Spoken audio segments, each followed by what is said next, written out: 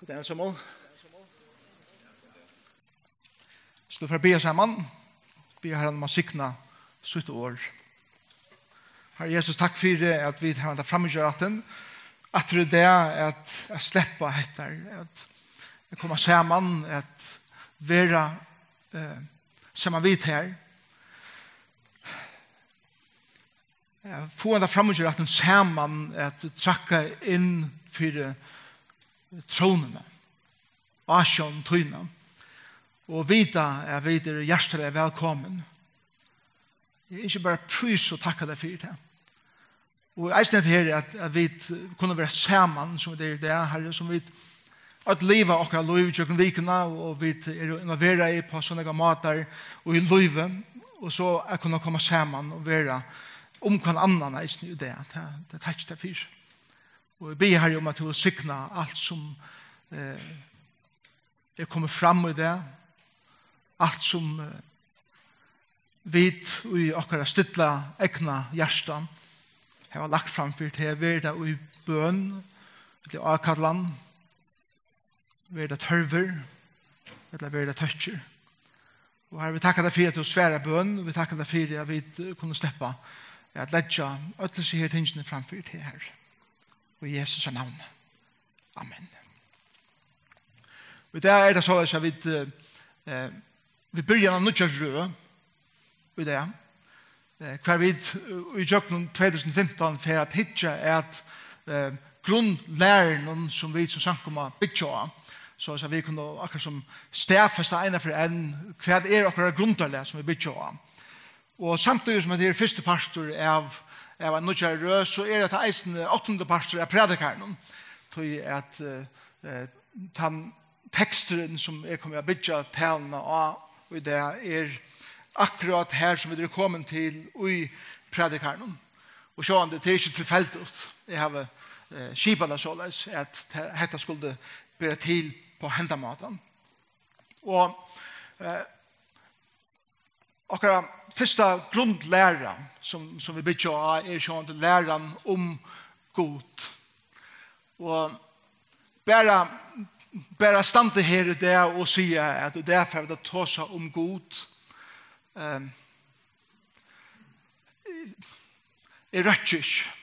Vi røkker ikke. Jeg tar seg om god og sier at jeg skulle røyne og forklare han og alt det. Langt her har vi gjort god i året. Til hver kunne år gjøre for å løse god. Det er så fatakt.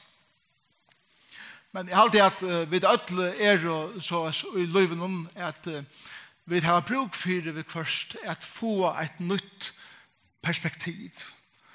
Og Salomon, han lever i sånn her under solene, for han hikker at livet om vi vilja.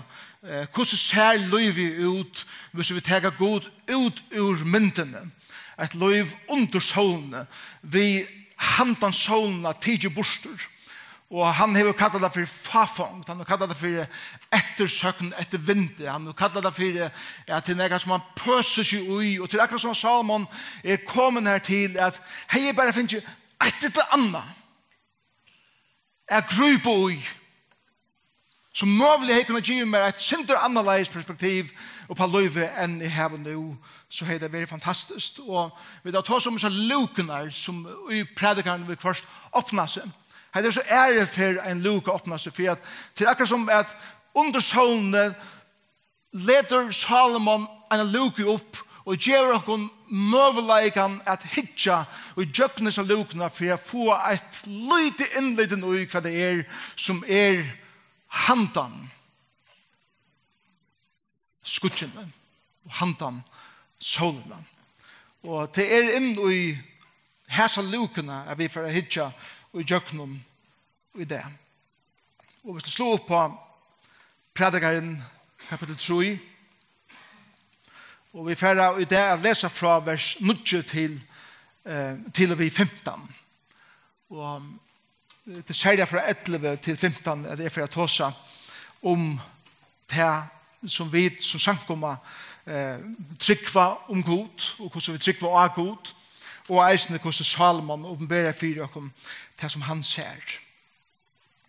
Jeg får først lese han av Viktorsa omsetning, eller tøying av predikeren, så har vi gjort det at jeg vil omskriva hese versene til mer gerende smal, til at jeg er så tro på å skilja. Og for hjelpbakken så har vi gjort en egna omskriving. Jeg kaller det omskriving til gerende smal, ikke endelig en omsetning. Men jeg kan først lese fra vers 9 i kapittel 3. Hvann vinning hever han som ger okkurst av møyene og han hever avtøy. Det så strev vi og god til vi giver menneskebøtene er pøsa seg vi.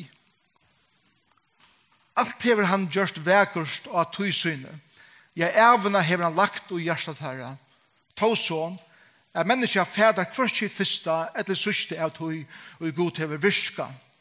Jeg tror det er sånn at ikke er teimen bedre enn å glede seg og hava det godt så langt til livet. Ta eisene til at et og drekka og njøte gåa midt i øtten strevenen. Eisen til er hver menneske gava for gode. Jeg tror det er sånn at alt og god er verur i alle ræver. Anki kan lette seg tre av tøy, og anki kan tekas bort tre av tøy. Og så har vi god gjørst til for vi skulle øttast ham. Det og er vi er langt før, og det er verur, det er reisende verur før. God leitar opp til og i færre er. Så leser jeg vi mener ekne omskriving av sin versen. Men tar alt kommer til alt. Hver fær ein borser utstreven og en pøse seg vi. Møye om man er møye. Tar jeg hitje at høy som god til vi giver menneskene gjerra, så er det for det aller meste strøy og strev. Men ta og jeg hitje vi Guds eion, så gjør han alt vekurst av sin egne tøy. Ja, han har lagt en evig langsel i hjertet av hver menneske. Men korsene do av mennesker ikke har suttje heldarmyndene av tøy som god gjør fra byrjan og til enda. Tøy er jeg kommet til den nye støve at ikke er bedre enn å gledes om livet og å gjøre godt så langt som livet. At njøte gåa mat og drekka og feknast om avgående av øtlen tøy er gjøre. Tøy, dette er alt gava fra gode. Jeg tror det er sånn at alt du god gjør for alt du er være vi. Det er permanent. Ikke kan legge seg tre tøy og ikke kan tegas på seg av tøy. Det er fullkommet. Veldig gods er at vi skulle øttast ham er at undrast om ham. Det og er, det var langt før, og det og kjemur, det hever jo eisene vært før. Tøy god slipper ikke tøy og avhent før enn han er liver at mynda til. Salomon hikker i vers 9 og 20 at øtlun tøy som han pøser seg vi under solene og han råber bæra at det her er strøy og strev hva skal er gjøre og inn i scenene trakkar god.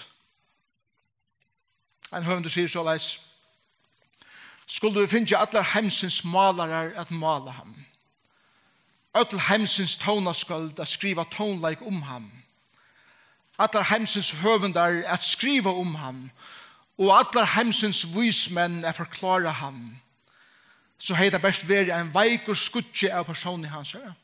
En flutjande åse av storleika hans herre. Og en forsvinnande røyker av nærvær i hans herre. Det er bare utøy at røyne, at lysa god og sette åra.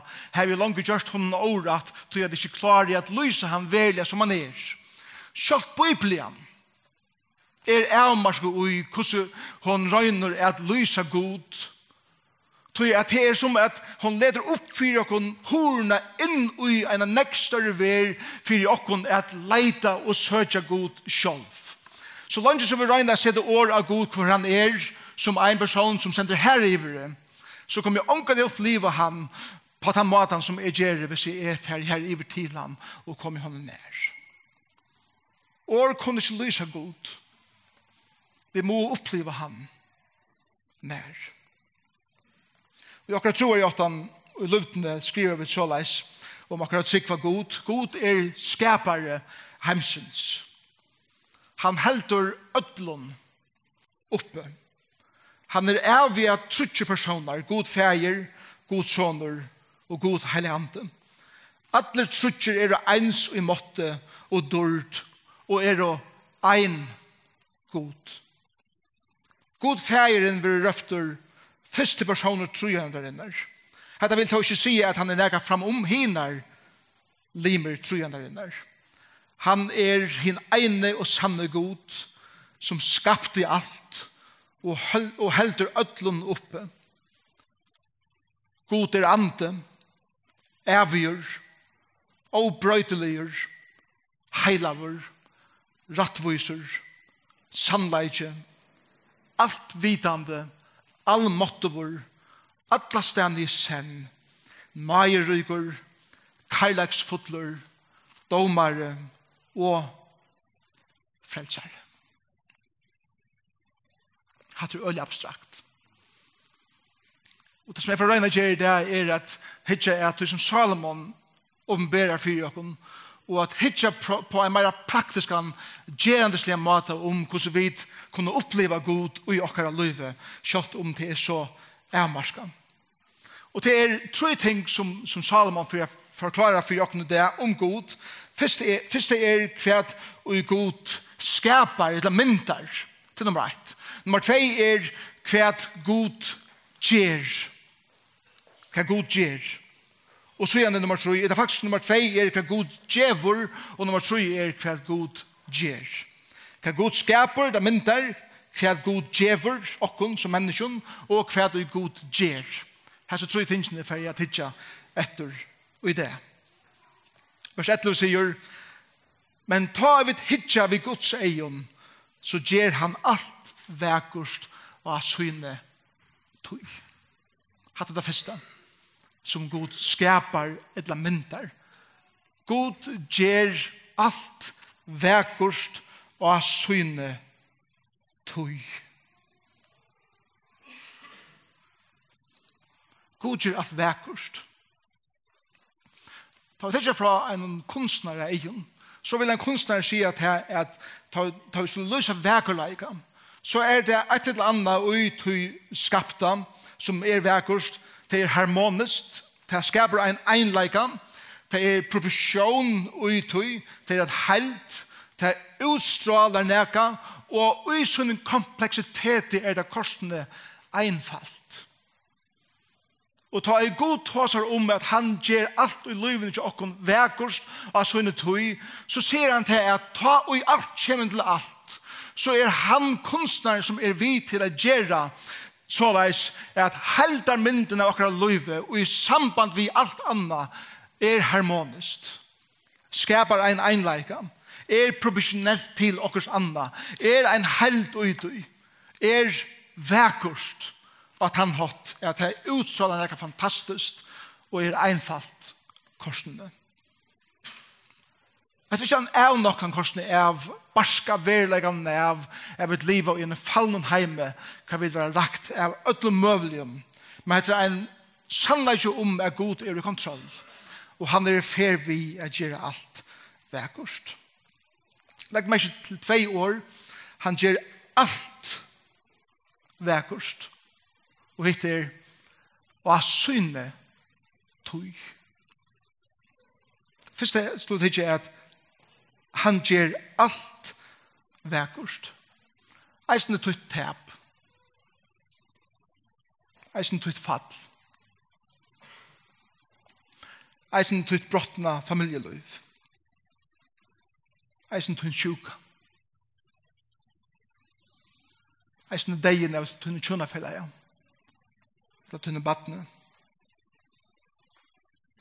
Brostne dreymar. Tunne sar. Tunne skuffelser. Tunne hjertasorg. alt hatta eisne vi, ta god sier, gjør alt vekkust av mine tøy. Til ønske ui tøynun eller mine løyve, lyga mykje hvordan ljøtt og pøynefullt det som fer forbui til som god kallar for alt. Tu vi ui hæsum, alt gjør han vekkust av syne tøy. Så sier han, det av syne tøy. Det av syne egne tøy. Pøyna verlig, mågångt verlig, men det var just vekkust og i tøyene som Gud brukar til at gjøre og mynda det som rækar okkom til nega vekkust. Og i Guds timing, hans herre timing det som galtande her beint. Og det kan være at du har opplevd ting som vi da okkar løs til ikke for å suttja nega vekkust ui. Ikke for å komme heim for å suttja heldamyndene av tøy som Gud skapte bortsett ur tøy som kanskje fullkomlig meningsless at det skal hende okkom. Og at det ønt at det skal hende okkom. Og vi kommer ikke suttja mulig til her, men ta å komme hjem til himmelen og i Guds tøy for han har vist okkom hvordan han megna i å gjøre det som er meningslest til nega vekkust til okkom at bruka og jævnleikene. Det tar jeg bare suttje fra mine perspektivet helt er god. Men tar jeg feir hans briller på og blir suttje fra hans perspektivet bodje meg nyer og tilby han. Det vil suttje bare larven av hans her sommerfotlen. Vi suttje renken av hans her rattene. Vi suttje i brøkdeilen hans her heldene. Vi suttje dagen i det. Hans her dagen i morgen, hans her dagen i jar, hans her noe ta tøy, framtøy og i senn. Han ser heldamyndene. Vi ser ikke det som utvarstes, han ser det som innvarstes. God har skapt alt og gjørst det vekkust og i syne tøy. Kære bror og kære syster, vi nok ikke verleikene av pyne i livet. Men God sier vi det og vi med. Lyga mykje hva det uten løyve, så min atlan og min personer at gjøre det vekkust og i mine tøy. Og så sier han til Anna som God gjør det mynter i dette at han har skapt menneskene via en evigere dimensjon. Ja, evna hever han lagt ui hjertet herra. Evenleiken ligger bare ui mennesken. Mennesken hever det eneste av skapene av Guds som hever det som hever evenleiken ui seg. Ikke andre hever. Jord hever ikke evenleiken ui seg. Bare mennesken hever. Bare mennesken hever så troende etter noen som større enn vit. God har lagt et rom ui okken som ingen annar kan fylla utan bära han. Og til akkurat troan, ta vi troa etter at suttja meir, etter meningsna vi løyvnum, ta den lega som God har lagt ui til og med som en parst av ta vi var skapt som mennesker som bära han kan fylla. Og vi ganger rundt og jeg så gjør, og vi drar inn a fylla det, vi er øtlen møveljen, og vi drar omgående nøgt til at det er bare God som kan fylla til evige og større perspektivet. Og så sier han, men korsene då og menneskene ikke suttje heldamitten av tog som God gjør fra byrjan til enda. Vi har en langsel. Trai etter omkron, men jeg har ikke kapasiteten at suttje hva det som God gjør fra byrjan til enda, og det frustrerer meg. Men God sier, lyd av med korsene, og veit at jeg elsker det. Trygg at jeg er i kontroll, og at jeg skal tega meg av det her. Det er som God sier vi okken. Lyd av meg, og vita at jeg elsker det. C.S. Lewis skriver i sin bok The Problem of Pain. Han sier så, vi gongt teskar God til okkara. Og i vanliga gerandstenen talar han til okkara. Men i sorg og i mågång råpar han klart og greit inn i livet okkara og okkara omstøver. Og han råpar etter, jeg elsker det. Og jeg skal tega meg out her. Lyga mykje hver tøyner omstøver Til det som god myntar. Han gjør alt vekkert, og han har lagt æveleikan ui okkon, og han har skapt en langsel etter seg ui hver menneske. Til det som god myntar ui okkon, etter hessen teksten. Så er det hva det som god djever. Til vers 12 og 13. Her sier han, kommet til den nye støve at ikke bedre enn å gledast livet. Det er første. God til vi giver okkon eileikan at gledast livet. At eileikan at lika mykje hvordan omstående sjokken så har han givet eileikan at være nøgt og være glad livet. God giver okkon et perspektiv vogn ut som vi gjør, som skaper i okkon en glede til livet som han har givet okkon. Lika mykje hva omstående okkar Det er som en mann som var så deia trøtter av sånne her, jeg struer så strevast, og røyner for firmaet at henga saman og alt det der, og en kveld så legger han seg knæ, og han sier vi god, i kveld gjev jeg bare alt mot i tøyner hendur, mot firma, og alt det hele. Du skal eia det. Så han tror jo nottene ringer telefonen. Og så hin endan han sier, fabrikken kjallar stendur i ljósen loa. Og så med han skundar seg iver hitjelsen her, og han sender bare her ved han smøylig på hikkerettelsen her, at alt brenner seg opp. Og en vinner han sier, hva feiler det? Så sender det bare her, og ved han smøylig på, men firmaet så der brenner i grunnt. Og han sier, ja, til finnes sådan. Vi gjør skal den, så gav god mot firma. Så hvis han har brenner i grunnt, ja, så vil han det. Kanskje det flere som er yngst her på en reisende. Hei, det er bare brent i grunnkjømmer. Men til det her at det folk inni her i det som ikke så bunden sånn firma, eller sånn utbygging, eller sånn karriere, at det skulle fære, så fære alt. Jeg vet at du kjenner det, jeg vet det. At til livet til liv på den måten at ikke bunden av tog. Men jeg har funnet mine glede og ut som god til å gi meg ut som jeg gjør det, men det som jeg gjør det skal ikke styre mer hvordan min glede til at tanngaven fra gode og ikke fra tog som jeg gjør det. Og det er fantastisk å søtte folk og en samkomme som velger livet så løs. Som ikke bunden at ødelen er sånn her. Det slik folk her i det. Det neste som god til å give oss til heter at gjøre godt og gjøre liv. At gjøre godt og gjøre liv. Nummer 1 er gledest om en omstøver. Nummer 2 er at gjøre godt, eller gjøre godt, at gjøre øren godt og gjøre liv. Tredje lest.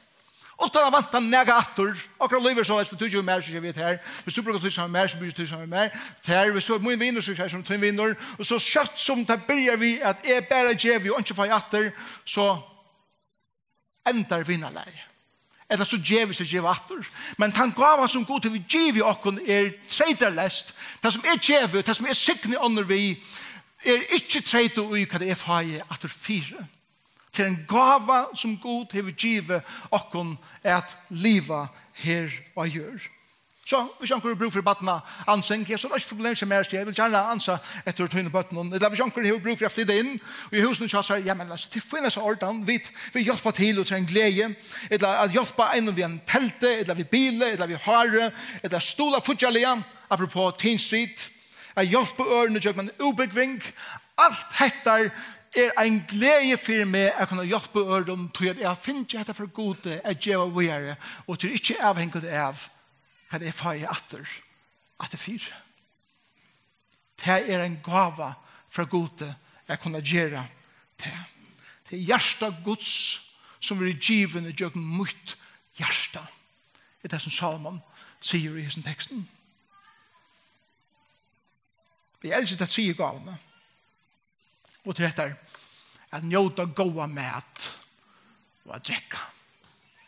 At eta og at drekka og at gledast det. Hva det? Så jeg gav ned til at god til vi giver oss en appetitt. Som jeg var foregående appetitt. Det gløyer forvel nye rom. Men ta jo god til å kan gav oss med disiplin. Som man kan bruke her reisende. Men det som Salman vil si til at jeg har gått eie alle pengene i verden, men ikke har medalist. Jeg kan godt eie alt og bare peke at det som vil heve og klipse av fingre så det mot. Men jeg er ikke svøvn. Vi får ikke sove. Og hvordan godt det ikke bare kunne, og lykke mye hver omstående i min liv, jeg vet at jeg er god til å give meg en appetitt til livet. Et og drekka er ikke bare akkurat det fysiske vi møter, men til at det har en møtelist til livet. At livet. Møtelist at livet mitt liv. Det er det som mener vi her. Og det fjorde er at her var perspektiv og tog som vi gjør. At så ikke mening vi arbeiden som vi gjør. Til det som man sier. Og at feknast avgavene av øtlen tog i gjør. Til at det er alt gava fra Gud. Jeg kan lese et vers 4 fra Jakobsbrevnen 1:16. Her sier Jakob såleis, «Øtl gå gava, og øtl fullkommen gava er omanifra, og kommer nyer fra feir ljøsane, som ikke er brøyding eller skiftande skudje. Alt det som vi får, alt det som vi eier, alt det som er feie i mine hender og kan njóta, det som er gjerrig, det som er ut inn i min liv, det er en gava først som er givet mer fra Gud til åren jeg kan gjøre når jeg vet det, hvor jeg er. Og det perspektivet er nemlig å ta at alt som er gjerrig ute inne, det er bare ikke ærna fire, og jeg blir ikke hastårer av det som er gjerrig, til jeg vet at det som jeg finner gavene er gjerrig, er gaver som er givet mer åren. Og det perspektivet for at ombrøyta mot liv, tror jeg at jeg får tilbe han som gjør mer alle gode gaver som er omanifra. Og jeg elsker det som Jakob sier til honom, som ikke er brøyding tja og i hele tiden. Ofte vil jeg ta verset det sier han har ikke misforstått. Jeg må heller bare god er sin kroniske, fullkomlige, akkurat lyga personene som omgående brøydes, lyga mye kvær. Det er ikke det som Jakob vil si. Han vil si at det er at selv om to brøydes, og selv om er brøydes, selv om er fettle, og selv om er på vi har stårer, og alle tingene vet han om gaven som han gjør mer, så brøydes hans hjerte fire til og mer. Ikke. Han er akkurat lykke når jeg imponerer over at her og mer, selv om vi brøytast. Og han sier hovor til tøyen, og han sier avskån til brøytast ikke.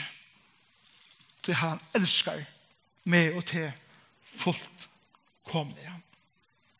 Ta i början på perspektivet. Ta færre vid at Sintja Sanjen står til en trofeste vi helt nødsom perspektivet. Ta det ikke bare om Guds trofeste og i krossdejan og til store av det som Gud har gjort, men det er nesten trofeste og de små tingene i livet. Egenleikene som er gjøre det som er gjøre. At få det perspektivet at det arbeid som er gjøre er hans gava til min at utdenne til fra hånden. Jeg får en spilt noen briller oppå og det er mening i min arbeid og det som er annars tætjest vi. Og så kommer jeg til vers 14 og vers 15. Du er suttja at alt i god gjør for alltid å være vi. Det er permanent. Og til det første, det som god gjør, det er permanent. Det verer og det værer vi alltid. Det neste er ikke kan legge seg tre til, og ikke kan tekkes på seg av til.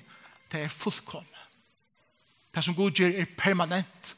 Det som god gjør er fullkomne. Til ønske som kan legge seg til at, til ønske som kan tegas på seg av tog som god gjør. Nummer 3, til dette ja, vi skulle standa undrande om det som permanent og fullkommet tja god. Jeg standa undrande om det. Standa det undrande om hvor god det Undrande om hans skapande versk. Det som han har skapt, han talar og tar vær. Tar vi ferast og vi suttja alle disse støyene. Jeg mener ikke tar vi kommer til okkur sted som helt utrolig flott. Så sier vi ikke bare, jeg tror jeg har verst. Vi standa bergtidsen av tog som god til vi gjørst. Også det om alle planetene og alt det som god til vi gjørst. Og også det om nekker få viker for at tusendavis av folk strømmer inn i okra land vi tog for eia suttja nega av tog som god gjer tar han hugga seg opp i himmelen vi har sett av planetene akkurat i en rekke så vi kunne njóta det som han gjer. Alle turistene som får komme til farger og alle vi som kjøper seg brillene og kører på tar i sola missions verer men til god som hugga seg i himmelen det han som spelar seg og placerar det såleis at vi kunne få en little homing av hvor han vi tror for eia vi kunne standa undrande om han goden som vi tilber og gjev akkurat liv til. Jeg må for enda nå og til det fjorda som god gjer. De leser dette verset 1-4. Ta og nu vær langt fyrr, og ta og kjemur hever eisne vere fyrr. Tog god slipper ikke tog og avhent, fyrr enn, og heter Lichelen, fyrr enn han lievor at mynda det. Og det heter, det som god gjer, blir han vi at endurtega lyga til to heva larste. Det det som han vil si vi og i versen her bænt. God brøyder seg ikke selv om tøyen færre og skifta, men God vil heva okkon brøydast vi tøyene.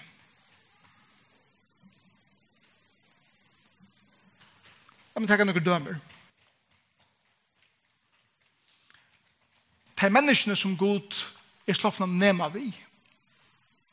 De menneskene som god hever bråte noen av de vekraste menneskene som livet og hese gjør. De som har lært Guds veier alltid mennesker som god hever bråte. Og da jeg sier bråte, da mener vi at det som god finnes fæter av og i jøkken løsens omstår sloppen at mynda. Det de vekraste menneskene her og gjør. Det ofte mennesker som tålen, som bliven tålen. Det mennesker som eimjuk. Det mennesker som rymlig. Det mennesker som har en utrolig viring for gode. Og det mennesker som har en helt fantastisk tosta etter året Guds. Som jeg kan her. Som jeg kan si til her i det, som god, det finnes ikke fætter, og han slått å brøyta, og han har myndet deg til fantastiske mennesker. Og det skulle vite at det fantastisk å suttje god gjør sitt versk og i tikkere av livet, og suttje hvordan han fær fætter og i tikkene. Jeg har en styggans person, eller nær av min livet til pappen min. Det er ikke at en mann som god sloppen at knekka og at mynda, så kjenner jeg unga mann og i fargen eller nære sånne som så tålen som han, som så rymlig som han, som så åpen av høyre ånder enn han. Jeg kjenner unga som så stor viring for gode som han, og jeg kjenner unga som så tistur etter året gods som han. Hvor? Det god sloppen at mynda han og jøkken til omstøvner som han færen ui jøkkenen. Og god for ikke djevast at arbeide vi ter og mer før enn han sloppen at mynda med og til den personen som han vil ha til og med være. Ikke glemme det her. God for ångan det djevest at arbeida og på tøyt liv. Ångan det. Så langt som vi ganger rundt og ikke lærer av okkar feilen og tog som har bråd i okken, så får det bare leie inn i den neste tjunabandet og inn i den neste perleie, eller den neste arbeidet, eller den neste karrierene, eller den neste samkommene, og vi får blå vi, og blå vi, og blå vi, men ikke for en god for fæterøyde og med. Brøytes det. Og trykk mer. Jeg tar i man fyldes vi gode, så brøyting møvelig i munnen og tøynen livet. Ofta hører vi at det ringt at lære gamle hunder sita. Men jeg vet bare at største brøytingen i munnen livet hendt som vaksen. Det arbeid som god til å gjøre i mer sørste 20 årene nekk større enn den brøytingen som får fram årene til. Jeg vet det. Gjør det støtte min være i Kvalpa for noen år siden. Her møtte hun en gamle lærer som i Kvalpa-skolen. Og han sier vi henne, det var utroligt at jeg skulle komme bort ur pappa til. Så jeg brøyter. Og tannbrøydingen for en særlig fram sørste årene, ta i god i stoppen, knekka min stoltleika og min arroganse og på livet var så mange hatt.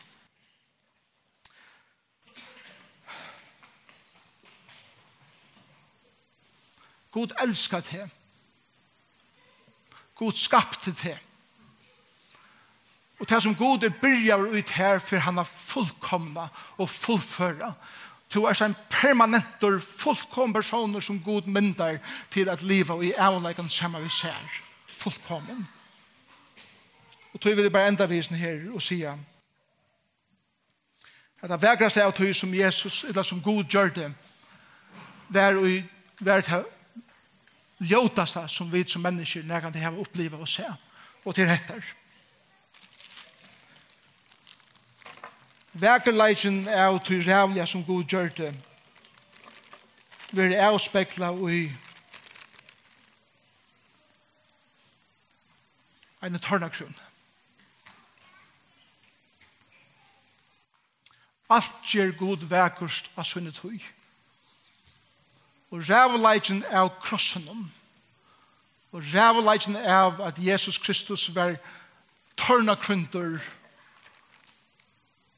og nelter og jøkken henter og føtter for møyna og tøyna skuld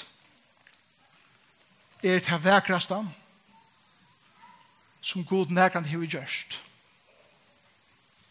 At djeva sånn som Jesus Kristus fyrir te og fyrir meg det vekraste av Guds skapande verk. Til vekurst, det fullkommen og det permanent. Vet du hva det vekraste Så vi får komme hjem til himmels og alt vår fullkommen. Da leser vi om at han stadvek ber arrene av naklen. Han ber stadvek arrene av spjåten som var stundet inn i hans søye. Han ber stadvek arrene av tog som var gjørst honom og hesar i gjør, men til vekurst. Det er med til å halte at de svarene som to og bæra, som Løyve har givet i okken, for nok ikke forsvinne i himmelen helt. Men vi får søtja deg vi nødgen egen, og vi får si at det som gav mer mine svar i min Løyve, det som for jeg kjenner meg, og gjør meg til å stinge på ur og i himmelen. Men bare her kunne vi komme vi trygg for han som døye for det og meg. Han fullkomna som god kjente er dødja for møyna og tøyna sint. Vil du trygg for han i det? Slå be sammen. Herre Jesus, takk for det at ta i to sier ut en året at alt gjør god veg og så synd tøy, ta var krossen eisen en parser av tøy. Og vi takkar deg for krossen. Og vi takkar deg for at vi kunne gjøre oss lov til en stygan god, som vi giver oss sin son. Amen.